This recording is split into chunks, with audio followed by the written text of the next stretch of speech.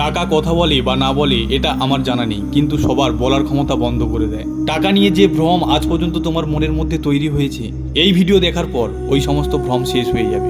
ছোটবেলা থেকে এই কথা পড়েছি বা শুনেছি, টাকা দিয়ে খাবার কেনা যায় কিন্তু খিদে নয়। যখন তোমার খিদে পেয়েছে কিন্তু তোমার পকেটে টাকা নেই, তখন কি করবে? তোমরা এই কথাও অনেকবার শুনেছো, টাকা দিয়ে বিছানা কেনা যায় কিন্তু ঘুম নয়। যখন তোমার অনেকটাই ঘুম পাচ্ছে, ঠিকমতো ঘুমানোর জন্য বেড হবে না, যখন বৃষ্টি পড়ছে বা এসি ছাদের নিচে যেখান থেকে জল পড়ছে সেখানে যখন ঘুমাতে হবে, তখনই জানতে পারবে টাকা কতটা জরুরি হয়।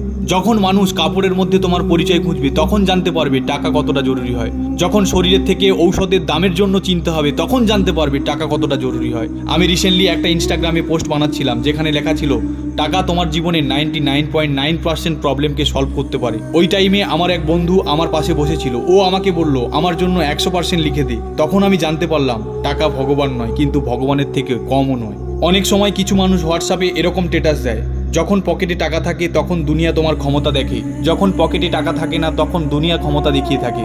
মানুষ এই ধরনের স্ট্যাটাস তখনই লাগায় যখন কোনো পয়সাওয়ালার কারণে তাদের জ্বলন হয়। এই ভিডিওর মূল কারণ এটাই, টাকা ইনকাম করা কোনো খারাপ কথা নয়। ছোটবেলা থেকে আমাদের প্রোগ্রামিং এরকম করা হয়েছে। বেশি করে ইন্ডিয়াতে বেশি টাকা দুঃখের কারণ হয়ে দাঁড়িয়েছে। এই কারণে মানুষের মধ্যে টাকাকে নিয়ে ভুল ধারণা তৈরি হয়েছে।